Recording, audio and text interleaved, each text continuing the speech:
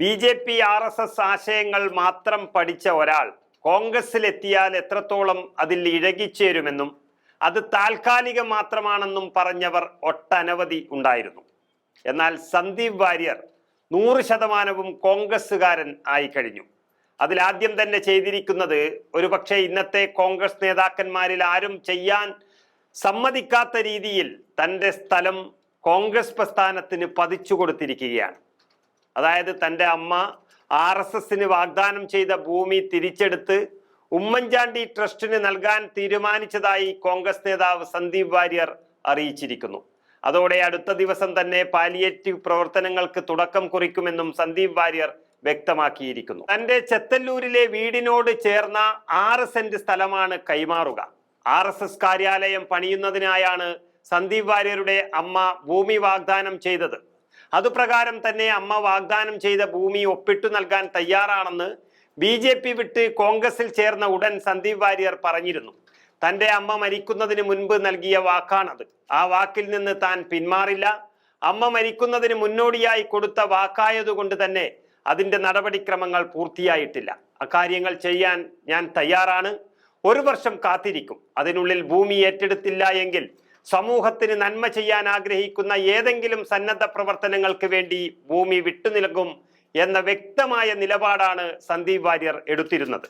എന്നാൽ ഒരമ്മ നൽകിയ ഭൂമി മകനോടുള്ള വിദ്വേഷം കാരണം തിരിച്ചെടുക്കാൻ അഭിമാനബോധം സമ്മതിക്കാത്തത് കൊണ്ടാകണം ആ ഭൂമി രജിസ്റ്റർ ചെയ്യാൻ RSS വിമുഖത കാണിച്ചത്.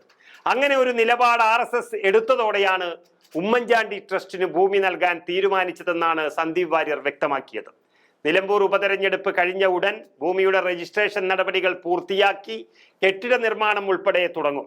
ജീവനുള്ള കാലം വരെ RSSനെയും BJPയെയും എതിർക്കുമെന്നും എന്ത് സംഭവിച്ചാലും അത് തുടരുമെന്നും സന്ദീപ് വാര്യർ ഉറപ്പിച്ചിരിക്കുകയാണ്.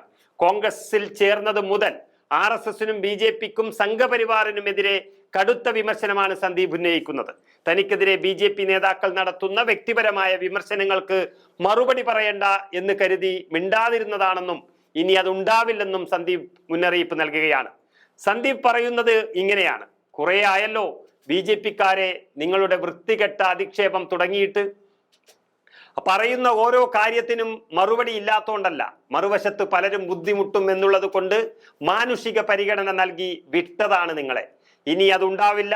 വെറുപ്പിന്റെ ഫാക്ടറിയിൽ തുടരുന്നവരുടെ പരിഹാസങ്ങൾക്ക് ഉള്ളിത്തൊലിയുടെ വില പോലും നൽകുന്നില്ല എന്നും വെറുപ്പിന്റെ പക്ഷം വിട്ട തനിക്ക് ഒരാളിൽ നിന്ന് പോലും ഇതുവരെ മുഖം കറുത്തൊരു നോട്ടം പോലും നേരിടേണ്ടി വന്നിട്ടില്ല എന്നും സന്ദീപ് വാര്യർ വ്യക്തമാക്കുന്നു. വിദ്വേഷത്തിന്റെ ഫാക്ടറിയിൽ നിന്നിറങ്ങിയ നാൾ മുതൽ ഞാൻ കൂടുതലായി കാണുന്നത് ഒരു പ്രത്യേക മതവിഭാഗത്തെ മാത്രമെന്നാണ് ഫാക്ടറി നടത്തിപ്പുകാരുടെ പരിഹാസം. ശരിയാണ്, ഒരുപാട് നാൾ എന്തിനെന്ന് പോലും അറിയാതെ ഞാൻ ആരിൽ നിന്നാണോ അകന്നു നിന്നത് അവരെ തന്നെയാണ് ഇന്ന് കൂടുതലായി ഞാൻ കാണാൻ പോകുന്നത്. അവരോടൊപ്പം തന്നെ സമയം ചെലവഴിക്കാനാണ് ഞാൻ ശ്രമിക്കുന്നത്. അറിയാതെ ചെയ്തു പോയൊരു തെറ്റിൽ നിന്നും ശിക്ഷ കഴിഞ്ഞിറങ്ങിയിട്ട് പോലും മോചിതനാകാൻ സമ്മതിക്കാത്ത മലയാള സമൂഹത്തിന്റെ കഥ സേതുമാധവനിലൂടെ ലോഹിതദാസ് വരച്ചിട്ടുണ്ട്. പക്ഷേ നിറഞ്ഞ സന്തോഷത്തോടെ പറഞ്ഞുകൊള്ളട്ടെ, വെറുപ്പിന്റെ പക്ഷം വിട്ടെറിഞ്ഞു വന്ന തനിക്ക് ഇന്നാട്ടിലെ മനുഷ്യരിലെ ഒരാളിൽ നിന്ന് പോലും മുഖം കറുത്തൊരു നോട്ടം പോലും നേരിടേണ്ടി വന്നിട്ടില്ല. ആരെയാണോ ഞാൻ അകറ്റി നിർത്താൻ ശ്രമിച്ചത് അവർ തന്നെയാണ് ഒരുപാടധികം സ്നേഹാശ്ലേഷങ്ങളുമായി തന്നെ പൊതിഞ്ഞു പിടിക്കുന്നത്. അവർ അടങ്ങുന്ന മനുഷ്യർ എന്നോട് കാണിക്കുന്ന സ്നേഹത്തിന് നന്ദി പറയാൻ ഇന്ന് ഞാൻ കഷ്ടപ്പെടുകയാണ്. തെറ്റു തിരുത്താനും ഒത്തിരി മനുഷ്യരാൽ സ്നേഹിക്കപ്പെടാനും അവസരം തന്ന കോൺഗ്രസിന്റെയും സ്നേഹമെന്ന നൂലിനാൽ ബാപ്പുജി കോർത്തെടുത്ത ആശയങ്ങളുടെയും പ്രചാരകനായി ഇനിയുള്ള ജീവിതം തുടരുമെന്ന ആവേശഭരിതമായ വാക്കുകളാണ് സന്ദീപ് വാര്യരിൽ നിന്നും ഉണ്ടായിരിക്കുന്നത്. ശരിക്കും പറഞ്ഞാൽ ഇത്രയും കാലം കോൺഗ്രസിനെ അധിക്ഷേപിക്കേണ്ടി വന്ന സന്ദീപ് വാര്യർ നടത്തിയ ഒരു പ്രായശ്ചിത്തമാണോ, അല്ലെങ്കിൽ കോൺഗ്രസിനെ ഗുരുവായി കണ്ടെത്തിയ സന്ദീപ് വാര്യർ ഗുരുദക്ഷിണയെന്ന് നമുക്ക് കാണാൻ വേണ്ടി കഴിയും ഈ ഭൂമിദാനത്തെ. ഏതായാലും അമ്മയുടെ മഹത്തായ ഓർമ്മകൾ ഉറങ്ങുന്ന ഒരു മണ്ണാണ് ദാനമായി സന്ദീപ് നൽകിയിരിക്കുന്നത്. അത് ചങ്കു പറിച്ചു നൽകുന്നതിന് തുല്യമാണ്.